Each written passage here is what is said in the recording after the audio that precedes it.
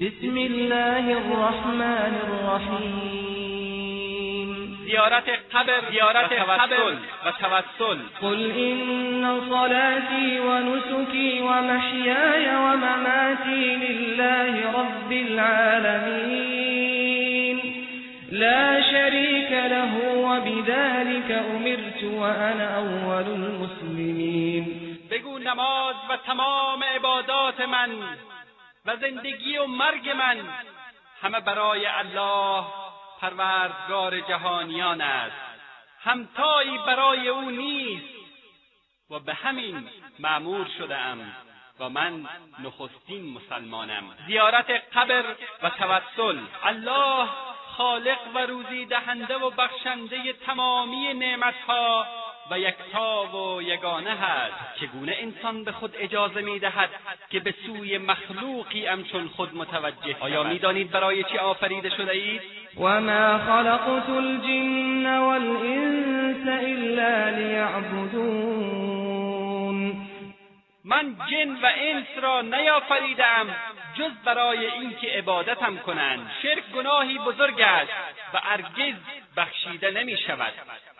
إن الله لا يغفر أن يشرك به ويغفر ما دون ذلك لمن يشاء.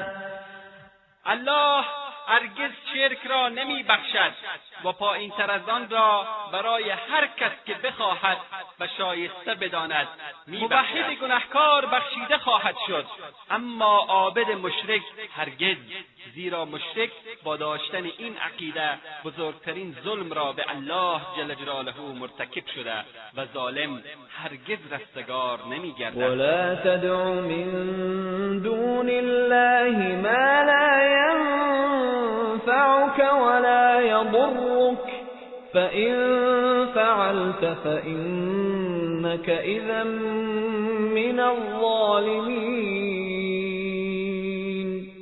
و جز الله چیزی را که نه سودی به تو میرساند و نه زیانی مخوان، اگر چنین کنی از ستمگاران خواهی. رها کنید قبر پرستی را، رها کنید پیر پرستی را، رها کنید زیارتها و بارگاهها را، رها کنید قبر پرستی را. مگر نشنیده اید که پیامبر صلی الله علیه و آله و سلم از گچکاری و تزیین قبور و نشستن بر آن و ساختن بنا و گنبد و بارگاه بر روی آنها نهی فرموده‌اند؟ رها کنید قبر، رها کنید پیر پرستی را. پس برادران و خواهران مسلمان، بترسید از روزی که یوم لا ینفع مال ولا بنون إلا من أتى الله بقلب سلیم. روزی که مال و فرزندان سودی نبخشد مگر کسی که با دلی پاک نزد الله بیاید. بترسید از روزی که برای حساب و کتاب حاضر شوید.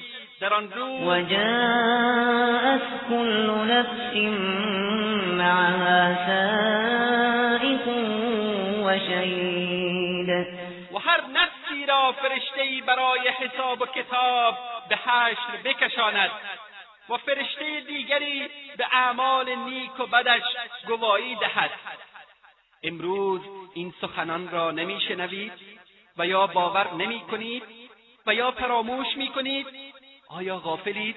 آیا حقیقت را نمی‌بینید؟ لقد كنت في غفلة من هذا فكشفنا عنك غطاءك فبصرك اليوم حديد. براستی از این امر در غفلت بودی، پس امروز پرده را از جلو چشمانت برداشتیم که امروز چشمانت تیز بین است. سلسله توحید، سلسله برادر عزیز و خواهر گرامی، مرگ به سراغ همه ما آمدنی است. هیچ کس نمیتواند از مرگ فرار کند و بعد از آن مسیر هر یک از ما مشخص می شود. موحدان و یکتاپرستان به باغی از باغهای بهشت و مشرکان و قبر پرستان و پیر پرستان و امام پرستان و زیارت پرستان به قهر جهنم می روند. حال انتخاب با شماست. فراموش. بسم الله الرحمن الرحیم. الحمد لله رب العالمین والصلاة والسلام علی نبینا محمد وعلى آله وأصحابه ومن دعا بدعوته إلى يوم الدين. اما بعد، برادران و خواهران مؤمن و مسلمان، السلام علیکم و رحمت الله و برکاته. الله جل جلاله پیامبران علیهم السلام را فرستاد تا انسانها را از شرک و گمراهی برای حق و نور الهی راهنمایی کنند. دعوت همه پیامبران الهی به سوی توحید و یکتاپرستی و هم و غم ایشان علیهم السلام از بین بردن بتپرستی، شرک و بدعت بود. و در این راستا پیامبر محبوبمان محمد مصطفی صلی الله علیه و آله و صحبه و سلم زحمات فراوانی کشیدند و در این راه آزارها و اذیت‌های فراوانی را متحمل گردیدند، حتی تا آخرین لحظات عمر شریفشان از هدایت و راهنمایی امت غافل نبودند. به همین دلیل است که الله عزوجل رسول محبوبمان صلی الله علیه و آله و صحبه و سلم را چنین می‌ستاید: لقد جاءكم رسول من انفسكم عزيز عليه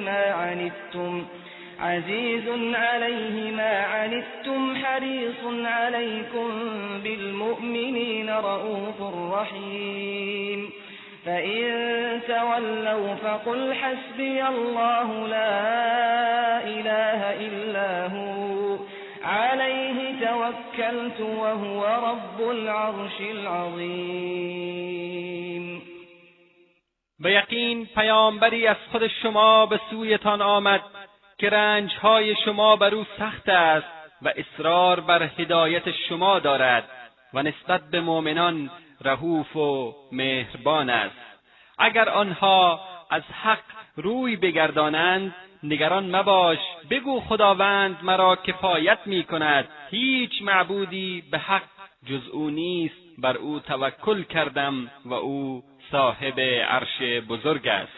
عزیز علیه ما عنتم یعنی این پیامبر خیرخواه شماست و نمیخواهد که شما دچار رنج و مشقت بشوید.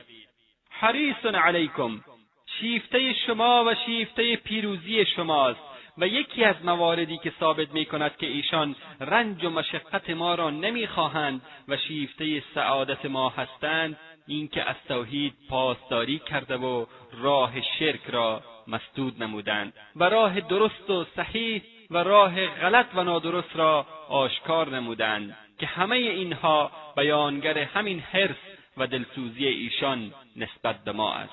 حضرت عایشه صدیقه رضی الله تعالی عنها آخرین ساعات عمر مبارک رسول الله صلی الله علیه و آله و سلم را که چاشتگاه روز دوشنبه 12 ربیع الاول بود این گونه به تصویر کشیدند. ایشان می‌فرمایند وقتی رسول الله صلی الله علیه و آله و سلم به شدت درد می‌کشیدند، گاهی عمامه‌شان را بر روی چهره خود می‌کشیده و هنگامی که تب می‌کردند آن را از صورت خویش برمی‌داشتند و در همان حال می‌فرمودند خداوند یهودیان و مسیحیان یعنی نصارا را که قبرهای پیامبران خویش را عبادتگاه کردند مورد لعن و نفرین قرار می‌دهد.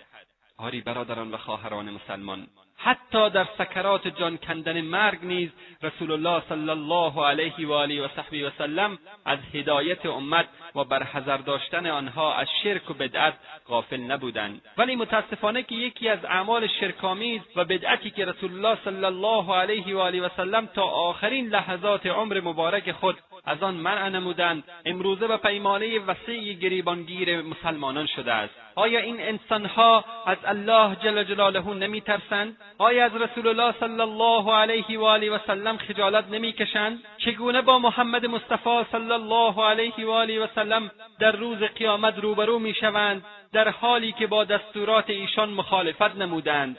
زیرا رسول الله صلی الله علیه و آله و سلم از ساختن بارگاه بر روی قبور صالحین و تعظیم آنها به شدت منع کرده بودند. باید دانست که بنای ساختمان و گنبد بارگاه بر قبور صالحان و نیکمردان عادتی است قدیمی که پیشینه